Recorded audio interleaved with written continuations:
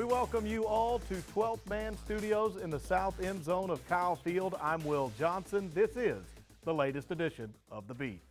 Two of our Aggie teams this weekend were in search of conference titles. Men's tennis hosted their SEC championships at the Mitchell Center in College Station. Women's golf was in Alabama. They were both hoping to hoist hardware. Men's tennis went up against three ranked teams this weekend while hosting the SEC championships at the Mitchell Center. They made quick work of the first two. To open on Friday, the Aggies beat LSU 4-0. Then did the same to Mississippi State on Saturday, sweeping right past the Bulldogs. That set up the championship on Sunday. A&M went against Georgia, the two teams that shared the conference's regular season title. The 6th-ranked Aggies topped the 5th-ranked Bulldogs by a final count of 4-2. The Ags pulled the double, SEC regular season champs, and now tournament title winners to go along with it. More from head coach Steve Denton on the Aggies' run to the championship a bit later. Also the same day, Sunday, women's golf was wrapping up play in the SEC championships. The Aggies were in Hoover, Alabama at Greystone Golf and Country Club competing for the conference title. A&M shot .851, the second lowest three-round score in the tournament's history. And they were 13 under, which is the lowest score relative to par in SEC tournament history. The Aggies win by 12 strokes and claim their first ever SEC title. Sophomore Bianca Fabrizio was the individual champion, finishing 9 under. She tied for the lowest score in SEC championship history. In second, 2 strokes behind Fabrizio, was the Aggies' Maddie Sarrett. Texas A&M men's tennis and women's golf, both SEC champions.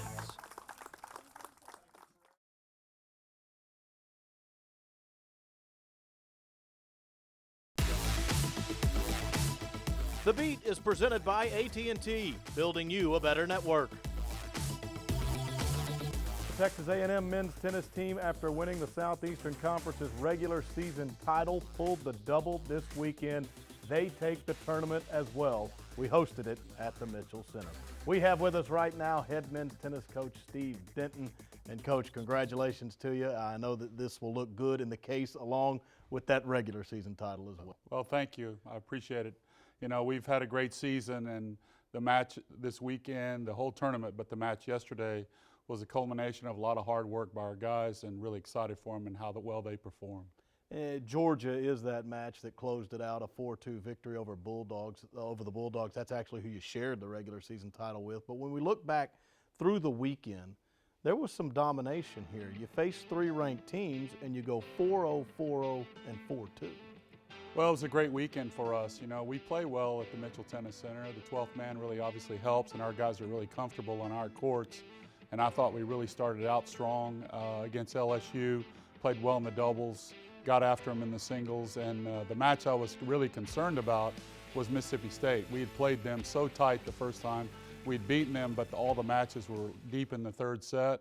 I knew that was going to be a war, and they had done great in doubles thus far this year, and we were able to sneak out that doubles point. When we did that, I felt really good because our guys really stepped up and used that momentum to propel them to success in the singles. Overall, Jeremy Efferding, the senior from Florida, he was named the tournament's MVP. Just how terrific was he over the weekend?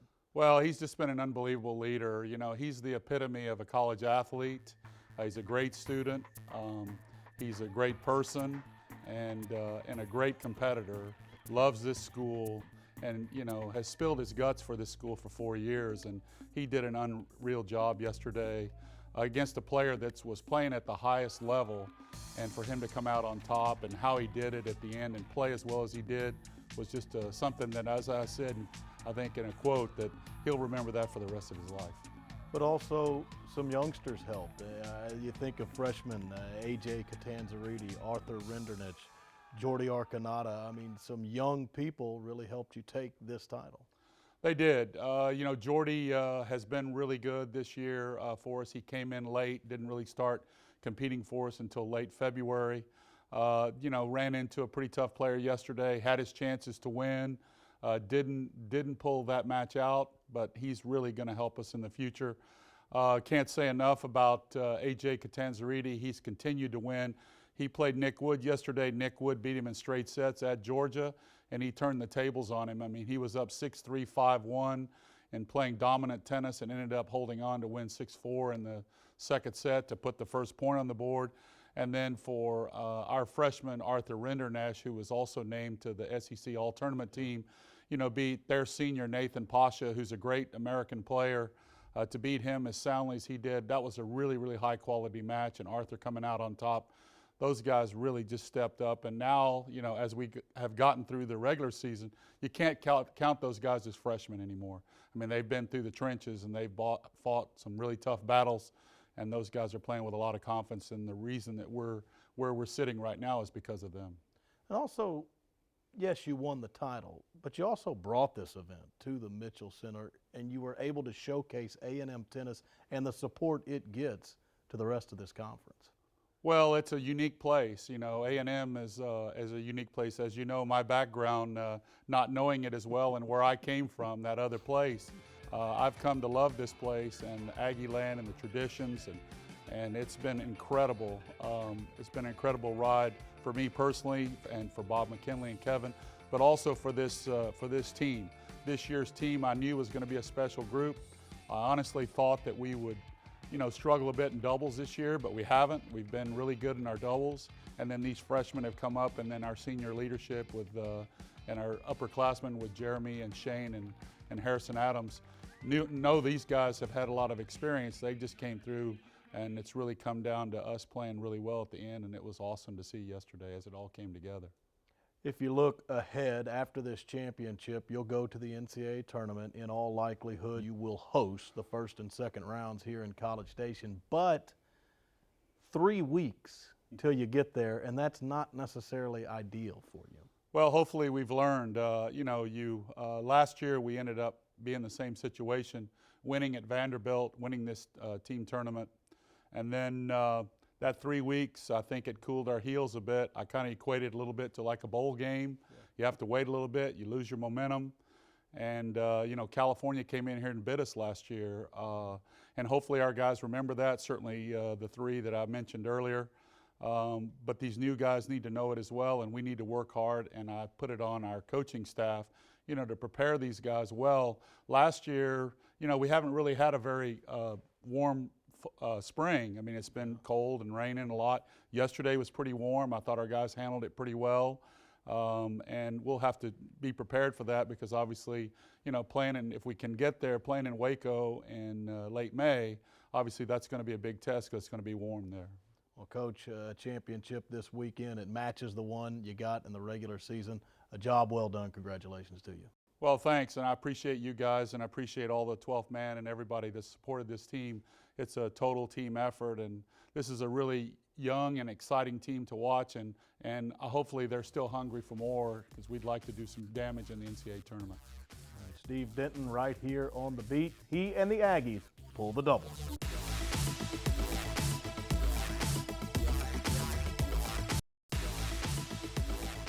This segment of The Beat is brought to you by Bud Light, the perfect beer when you're up for whatever.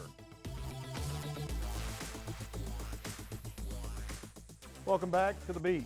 Texas A&M track and field, both the men and women ranked #1 in the country. They went to Waco this past weekend, and coming up very soon, a big meet for them, the Penn Relays in Philadelphia. We're joined by their head coach, Pat Henry, at this moment. And Coach, when we look back to Waco, you didn't get everything in, first of all. There were some events that were cut off due to weather, and we didn't get to see some of your group run toward the back end. As normal, people who were here in town, although I think it was probably a little worse in Waco than it was here.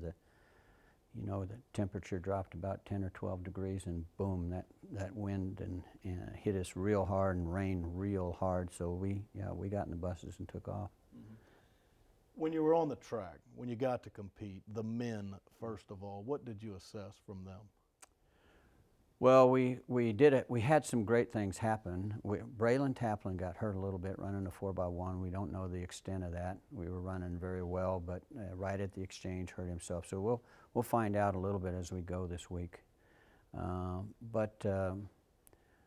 Dion ran 45-14 and beat a very good field, beat a bunch of the Brazilian Olympians and beat Jeremy Warner, who people might know, beat him head up. So, you know, it was a very good run for Dion.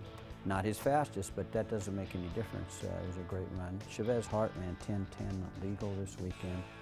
Bader has a great sprinter, and he's just getting a little bit closer to him each time we run.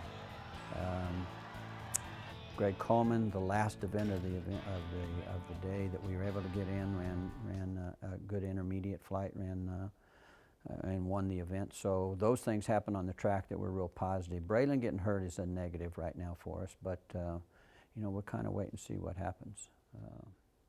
Also, Josh Hernandez ran 148.60, which is his personal best too. So at 800 meters. So he made a big jump. You mentioned Braylon. Well, with the women, you're trying to get healthy, and that's been an issue all season long. But what did you see from the ladies in Waco? Well, we looked good. We got beat in the 4x1 in Austin a couple of weeks ago by the University of Texas there.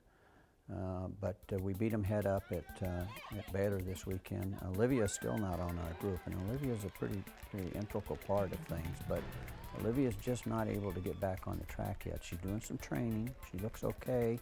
She's progressing a little bit, but not enough to where I feel like I can put her on the track. But our ladies have run about a half second faster than what we ran in Waco, but conditions just dictate some things. But we beat the group pretty good up there in Waco. So I'm real pleased with the way that group is running. Both Camaria ran a great quarter. Shamir Little ran a great quarter. Both of them ran 51 seconds, which that puts them both in the top 4 or 5 in the country.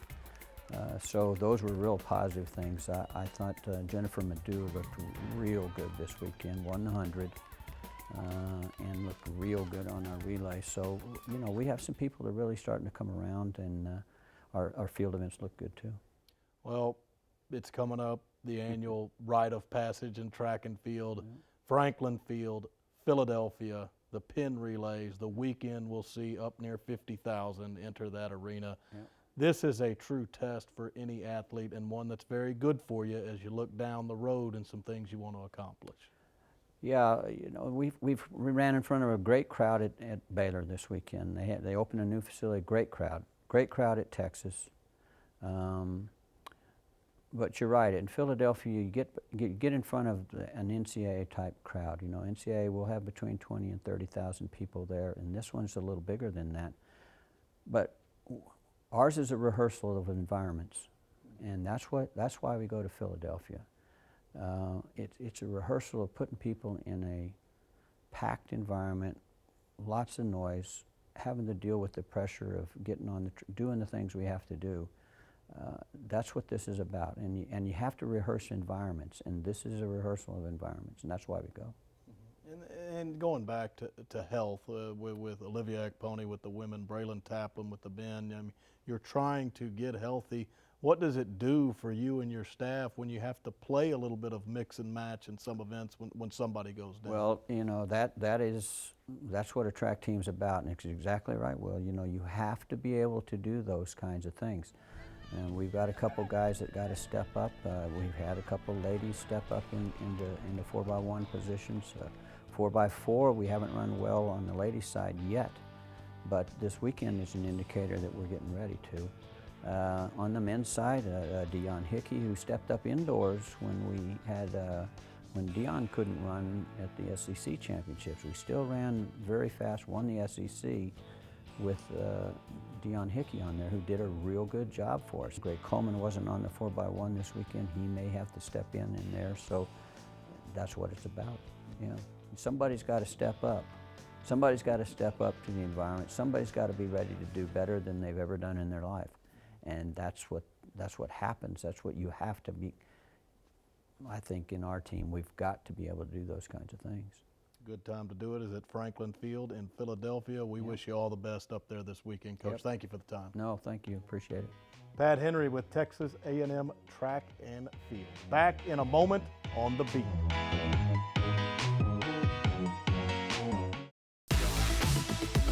This segment of The Beat is brought to you by Pepsi. Now is what we make it. Grab a Pepsi and some friends and get out there and live it. It's time to live for now. Welcome back to this edition of The Beat. Texas A&M Equestrian competed in Waco, Texas this weekend, just like track and field. They were in the NCEA Championships. It closed the season for the Aggies, and it turned out to be another banner year for Tana McKay and her program.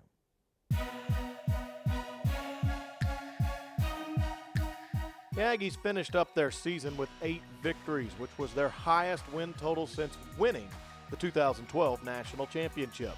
The Ags ride in the SEC, which has 4 top 10 teams and houses the only programs to win overall NCEA championships. Yet the Aggies stepped up and went toe-to-toe with the nation's best. A&M closed out with an undefeated regular season record on their home turf, the Hildebrand Equine Complex,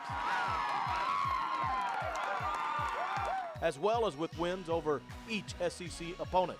The first time since joining the conference they've accomplished that feat. Also, A&M advanced to the final round of the SEC Championship for the first time. They did this while hosting the event, and they claimed a win over number 1 South Carolina in the opening round, and it was one of 5 wins over top 10 programs.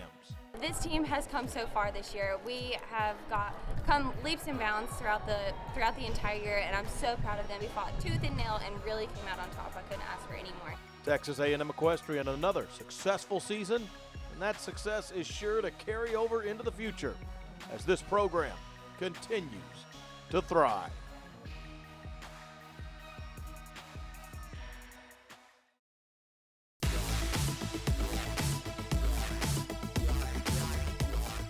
Almost time to close out this edition of The Beat, but before we go, a little baseball news.